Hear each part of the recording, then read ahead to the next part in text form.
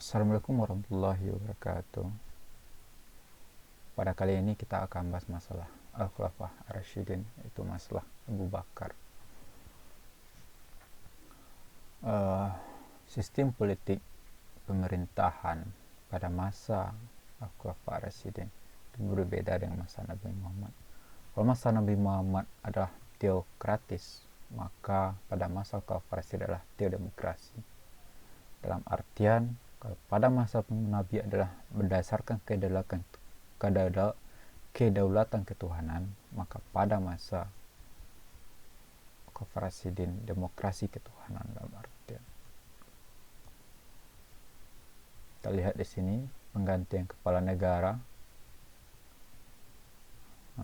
ada perbedaan, tapi semua berdasarkan musyawarah. Pada masa Umar musyawarah, pada masa Abu Umar misalnya ditunjuk Abu Bakar tetap berdasarkan musyawarah, tidak ditunjuk langsung, tapi masih menanyakan bagaimana pendapat para sahabat. Itu juga tim formatur kesepakatan tokoh. Dalam artian walaupun caranya berbeda, tapi semuanya berdasarkan musyawarah dan penggantian kepala negara ini. Kemudian ada beberapa sebutan seorang pemimpin ketika itu. Ada yang sebut dengan khalifah seperti Abu Bakar, seperti Utsman ya.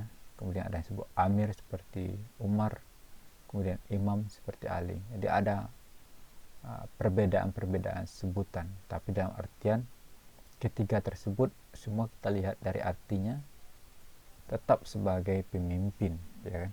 Pemimpin umat. Ya, dari artinya baik secara etimologi maupun terminologi, semuanya yang punya arti masalah kepemimpinan. Kita lihat masalah Abu Bakar di sini. Nama biografi, ya, namanya Abdullah ibnu Utsman ya, dan selanjutnya nanti sampai ke Fir al-Taimi. Semuanya ini adalah keturunan dari orang Quraisy juga. Kemudian dia lahir 2 tahun setelah kelahiran Nabi Muhammad SAW. Dia lebih muda 2 tahun daripada Nabi. Kemudian Abu Bakar wafat hari Senin, ya kan, 12 Januari akhir 13 Hijriah, di usia 63 tahun. Abu Bakar adalah orang yang pertama beriman ketika sewaktu Nabi Muhammad menyampaikan dakwahnya. Kemudian Abu Bakar digelari Al-Siddiq, orang yang benar atau membenarkan apa yang disampaikan Nabi. Jadi walaupun dia tidak mendengar apapun yang disampaikan oleh Nabi, tapi ketika orang berkata ketika itu adalah dari Nabi, maka dia akan benarkan walaupun dia sendiri tidak mendengar. Jadi apapun sampai Nabi, dia akan benarkan. Kemudian adalah orang yang pertama percaya terjadinya Isra Mi'raj.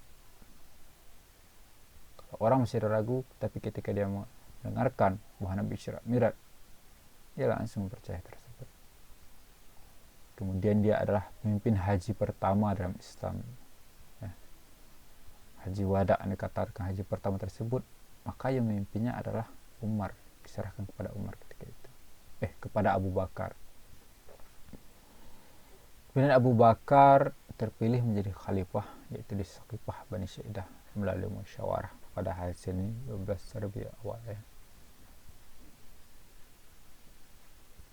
Juga Abu Bakar juga kita lihat dia adalah juga seorang menggantikan Nabi ketika sholat. Kalau ketika Nabi sakit ketika itu, maka Abu Bakar sebagai penggantinya. Abu Bakar juga yang menemani Nabi dan membiayai Nabi ketika hijrah dari Mekah ke Madinah ketika itu. Dalam artian Abu Bakar ini sangat dekat sekali dengan Nabi. Dia juga banyak memerdekakan budak dan mengislamkan orang seperti Utsman masuk Islam berkat ajakan dari Abu Bakar dan lain-lain. inilah kita lihat pengangkatan Umar ya, pengangkatan Abu Bakar ketika di Sakifah Bani Sa'idah ketika itu, ya kan? Orang Khazraj dan Aus pada awalnya sudah mengangkat saat hampir lagi menunjuk Sa'ad bin Ubadah sebagai khalifah ketika itu, namun dibatalkan. Maka ketika itu sesaat itu maka Abu Bakar menunjuk Umar dan Abu Ubaidah menjadi khalifah ketika itu ya. Namun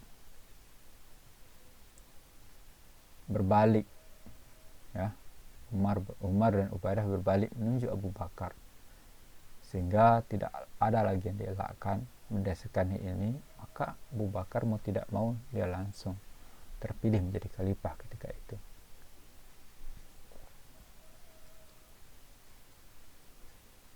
Setelah jadi khalifah seperti tadi, maka diangkatlah dia setelah jenazah Nabi Muhammad dimakamkan besok harinya, maka Abu Bakar diangkat menjadi khalifah.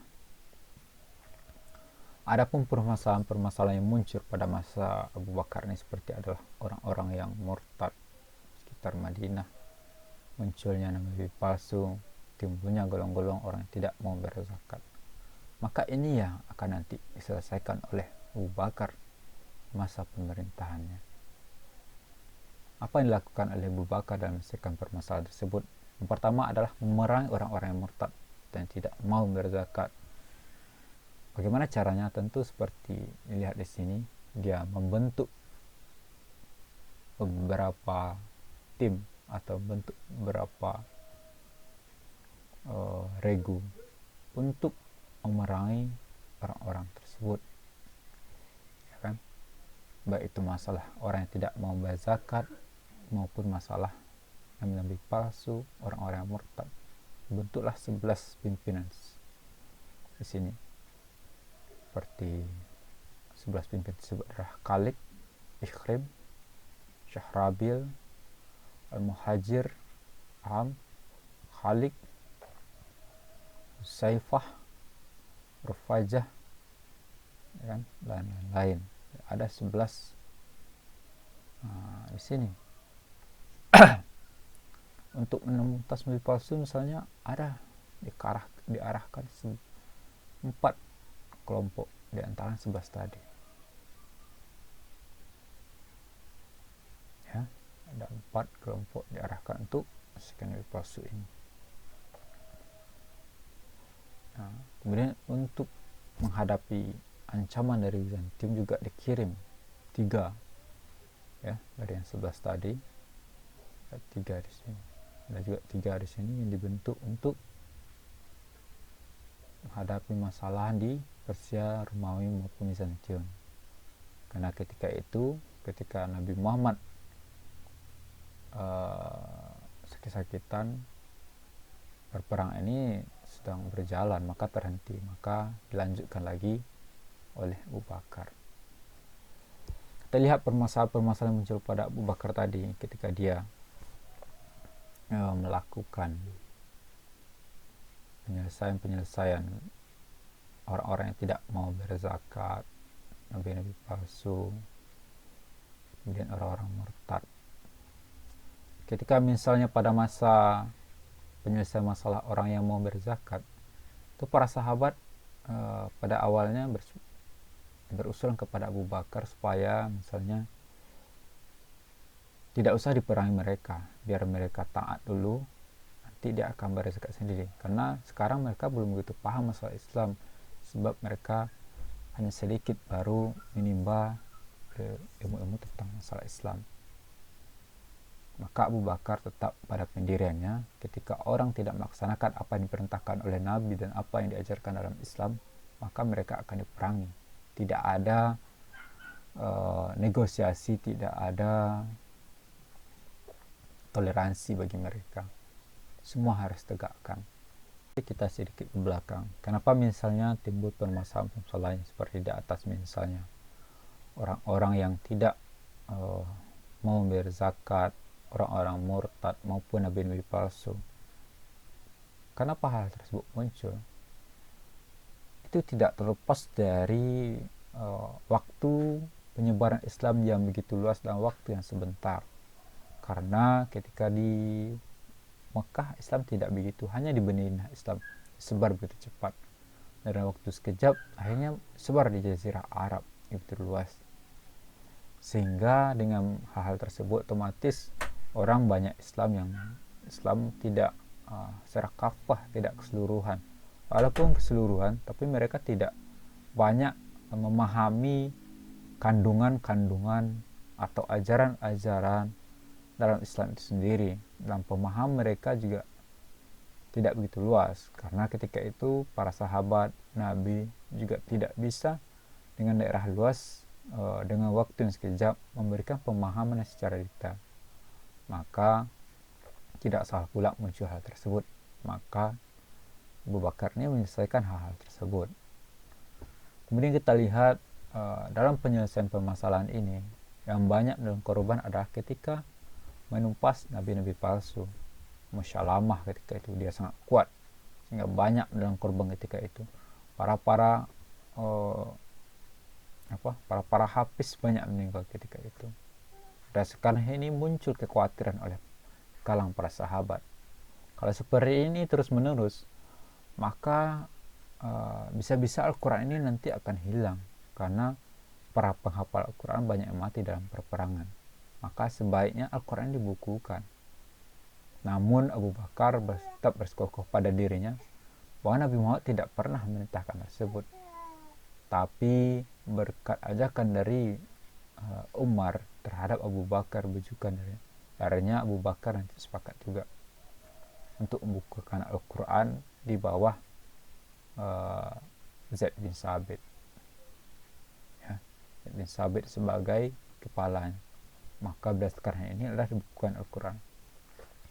Jadi selama lebih kurang 2 tahun Abu Bakar sebagai khalifah, yang mampu diselesaikan adalah orang-orang yang murtad, nabi-nabi palsu, orang yang tidak mau berzakat, pembukuan Al-Quran, kemudian penyelesaian masalah di Persia, Romawi dan Byzantium, kematian orang-orang yang berontak setelah kematian Nabi Muhammad, semua mampu diselesaikan oleh Abu Bakar. Namun sebelum dia wafat, dia telah menunjuk penggantinya, itu adalah Umar. Tapi ketika dia menunjuk Umar, tetap dia berkoordinasi dengan para sahabat. Nah, maka berdasarkan usulan tersebut, akhirnya para sahabat sepakat yang akan menggantikan Abu Bakar nanti adalah Umar. Baik, mungkin demikian saja pada hari ini, kita cukupkan. Assalamualaikum warahmatullahi wabarakatuh.